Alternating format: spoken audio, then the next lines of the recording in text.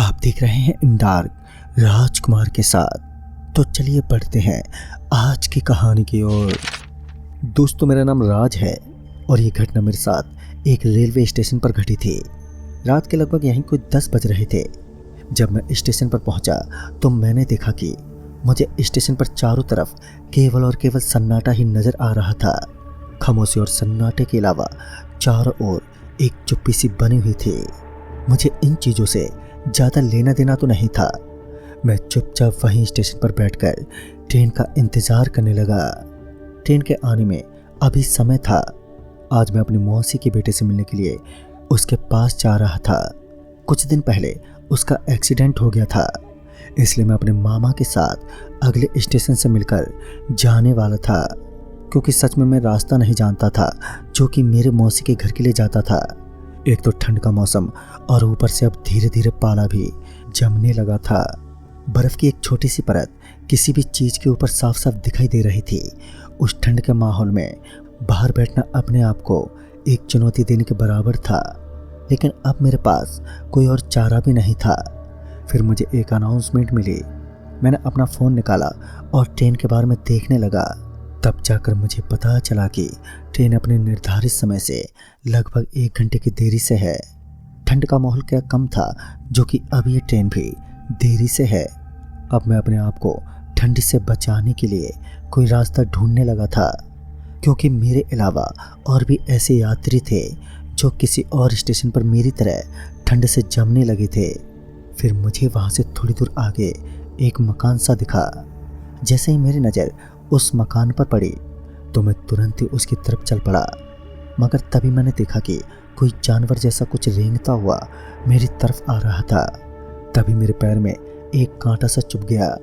मैं उस कांटे को निकालने लगा और फिर जब मैंने सामने देखा तो वहाँ पर ऐसा कुछ भी नहीं था और उसे मैंने अनदेखा कर दिया।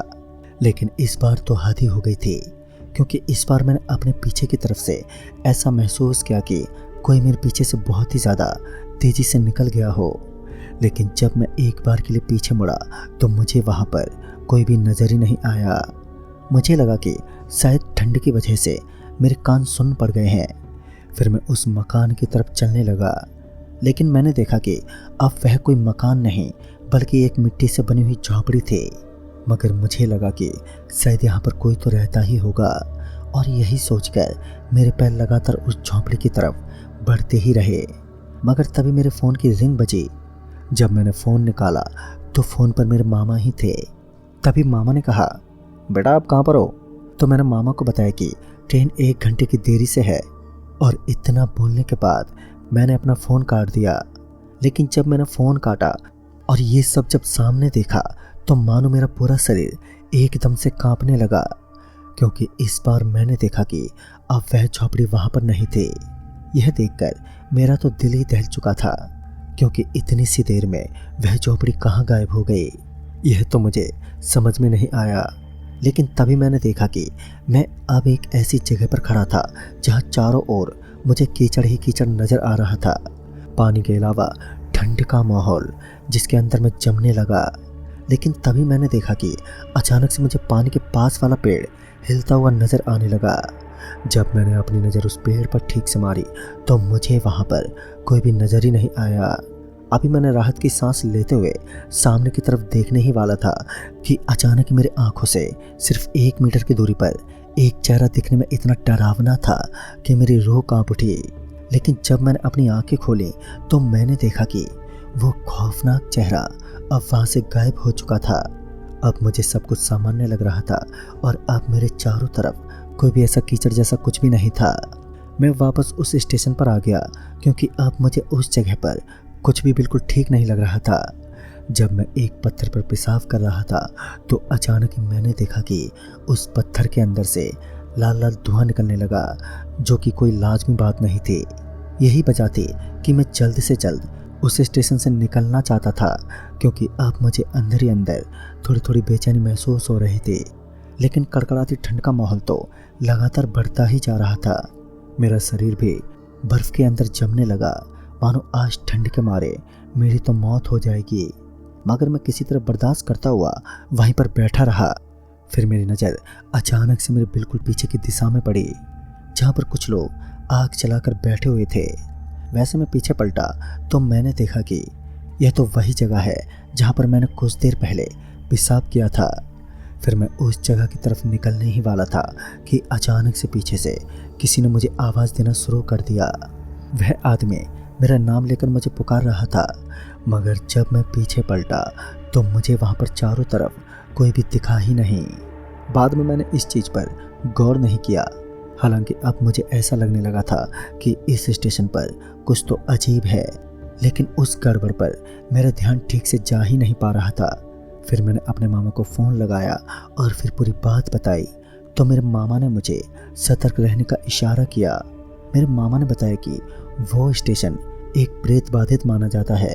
जरूर तुमने ऐसी कोई हरकत की है जिस वजह से वह बुरी ताकत तुम्हें नज़र आ रही है, मगर मुझे तो ऐसा कुछ भी याद नहीं था जिस वजह से ऐसा मेरे साथ हो रहा था। अभी मैं बातें करते हुए थोड़ा इधर उधर घूमने लगा था कि मेरे शरीर में थोड़ी गर्मी होने लगी। तभी मुझे ट्रेन का हॉर्न सुनाई देने लगा।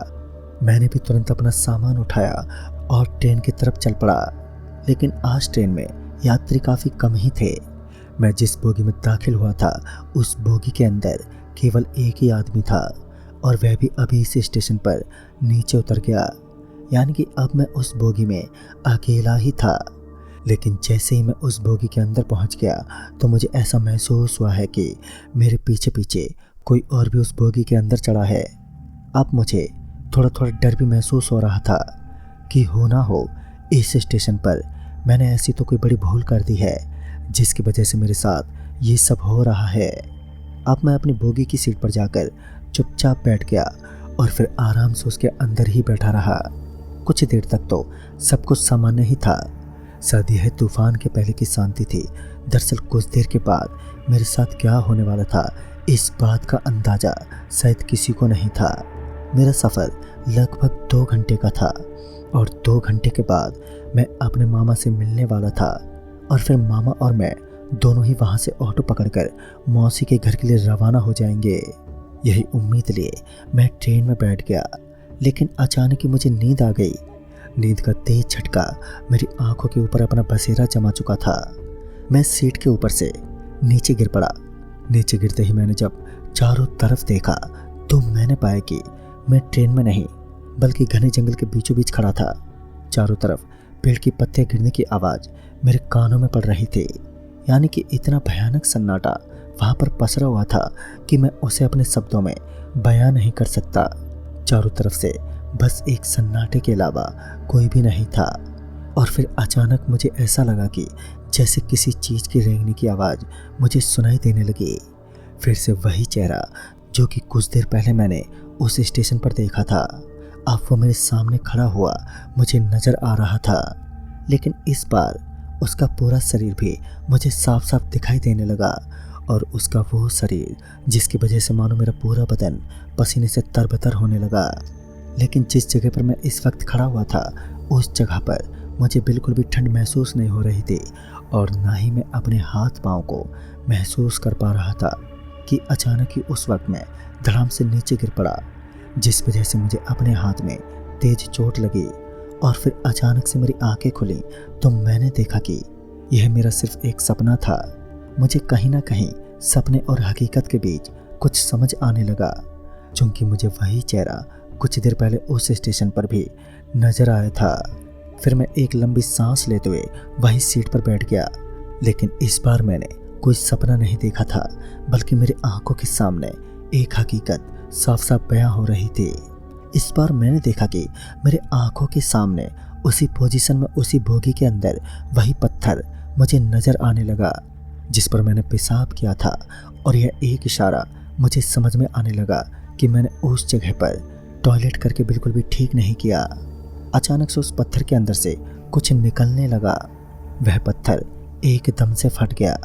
उस पत्थर के अंदर से एक किसी बूढ़े आदमी की छाया बाहर निकली। अब मुझे उसके भयानक रूप का सामना करना था। अब वो छाया धीरे धीरे शरीर का रूप लेने लगा। उसका वही पूरा जला हुआ चेहरा मेरी आंखों के सामने था, जिसे मैं बार बार अपनी आंखों के सामने देख पा रहा था। और अब मुझे बहुत ही ज़्यादा डर लगने लगा था।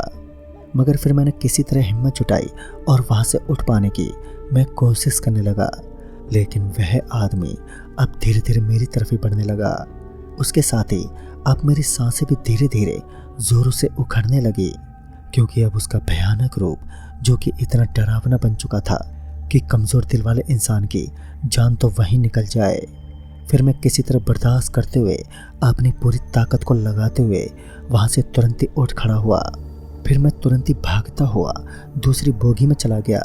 लेकिन जब मैं दूसरी बोगी में गया तो मानो मेरी तो आंखें फटी की फटी रह गईं, क्योंकि इस बार मैंने देखा कि मैं दूसरी बोगी में तो गया था, लेकिन मैं वापस उसी बोगी में फिर से आ गया। अब ऐसा कैसे हो सकता था? मैं तो दूसरी बोगी के दरवाजे के अंदर गया था, लेकिन वापस कैसे आ गया? अब तो मुझे ऐसा लगने लगा कि शायद आज मेरा आखिरी दिन, आखिरी समय और आखिरी कुछ बची हुई सांसें होने वाली हैं। लेकिन शायद भगवान को ये सब बिल्कुल भी मंजूर नहीं था, क्योंकि अचानक से ही ट्रेन की रफ्तार धीमी होने लगी। और फिर जब मेरी नज़रें बाहर की तरफ पड़े तो मैंने देखा कि अब मैं उस स्टेशन पर आ चुका हूँ जहाँ पर मुझे मेरे मामा मिलने वाले थे। मेरे मामा शायद स्टेशन पर ही खड़े थे। ट्रेन रुकते ही मैं भागता हुआ स्टेशन पर उतरा। वहीं एक कोने में मुझे मेरे मामा खड़े मिले। पहले तो मुझे उनसे भी डर लग रहा था, लेकिन किसी तरह मैं ठीक हुआ। फिर मैंने अपने मामा को पूरी बात बताई। तब जाकर मेरे मामा ने मुझसे कहा कि यहाँ से लगभग 1 किलोमीटर की दूरी पर एक पंडित बाबा बैठते हैं, तो हमें उन्हीं के पास आकर उन्हीं की सलाह लेनी चाहिए। फिर उन्होंने तुरंत ही उस स्टेशन से एक ऑटो पकड़ी और मुझे ऑटो में बिठाया। फिर हम लोग उस पंडित बाबा के मंदिर के पास पहुंच गए। फिर मेरे मामा उन पंडित जी के पास गए और उन्होंने मेरे साथ घटी पूरी घटना के बारे में जिक्र किया। तब जाकर उन्होंने बताया कि दरअसल जिस पत्थर के ऊपर मैंने पेशाब किया था, उसी पत्थर के नीचे एक बूढ़े आदमी की लाश दफनाई गई थी, जिसकी आत्मा को पहले ही मुक्ति नहीं मिली, लेकिन तुमने आग में घी डालने का काम किया है। तुमने उस पत्थर के ऊपर पेशाब कर दिया, जिस वजह से वह अशुद्ध आत्मा तुम्हारे ऊपर टूट पड़ी। उन्होंने मुझे लगातार 7 दिन तक पूजा करने का काम बताया और साथ ही उन्होंने बताया कि मुझे लगातार कुछ दिनों तक इसी मंदिर में आकर भगवान की पूजा करनी है। मैंने बिल्कुल ऐसा ही किया और मैं लगातार पूजा करता रहा और फिर जाकर मैंने थोड़ी राहत की सांस ली। अब मैं बिल्कुल ठीक हूँ और मुझे सब कुछ सामान्य लगने लगा है। मगर उस दिन शायद मैं उस पत्थर पर पेशाब ना करता तो मेरे साथ ऐसा नहीं होता। उन बाबा ने बताया कि वह पूरा का पूरा स्टेशन प्रेत बाधित माना जाता है। इसलिए कहते हैं दोस्तों, अनजान वस्तुओं से सतर्कता बरतनी चाहिए, वरना अंजाम बड़ा खौफनाक हो सकता है। तो दोस्तों, इस कहानी में बस इतना ही। तब तक के लिए बाय एंड टेक केयर।